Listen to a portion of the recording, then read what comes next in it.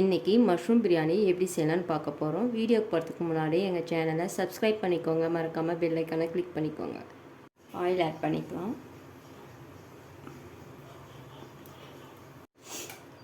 பெருங்காயம் கொஞ்சம் ஆட் பண்ணிக்கிறேன். பிரியாணி இலை ஆட் பண்ணிக்கலாம். சோம்பு, நட்சத்திரப்பூ, பிரியாணி மசாலா எல்லாமே ஆட் பண்ணிக்கலாம். பெரிய வெங்காயம் ஆட் பண்ணிக்கலாம். வெங்காயம் நல்லா வதங்கட்டும்.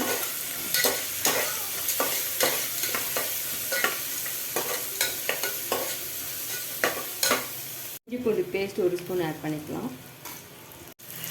நல்லா வதக்கி விட்டுக்கலாம்.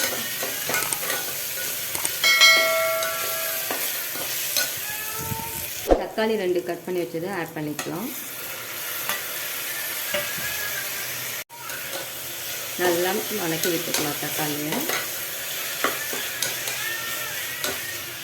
மசாலா ஆட் பண்ணிக்கலாம். வரமிளகாத்தூள் 2 ஸ்பூன் ஆட் பண்ணிக்கிறேன்.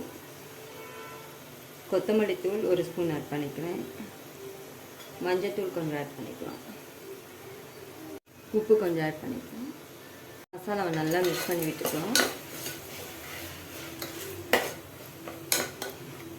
மஷ்ரூம் நல்லா க்ளீன் பண்ணிவிட்டு சின்ன சின்னதாக கட் பண்ணி வச்சுருக்கேன். இதை ஆட் பண்ணிக்கலாம்.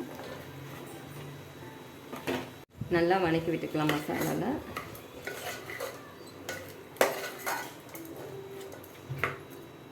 கொஞ்சம் தயிர் ஆட் பண்ணிக்கலாம். நல்லா வதக்கி விட்டுக்கலாம்.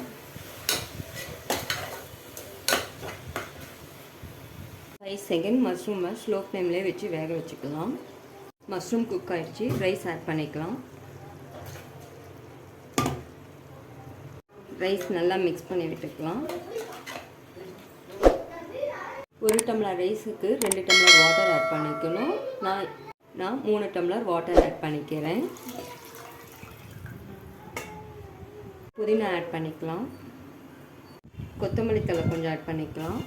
நெய் கொஞ்சம் ஆட் பண்ணிக்கலாம். அவ்வளோதான். குக்கர் மூடி போட்டு 3 விசில் விட்டு ஆஃப் பண்ணி எடுத்துக்கலாம்.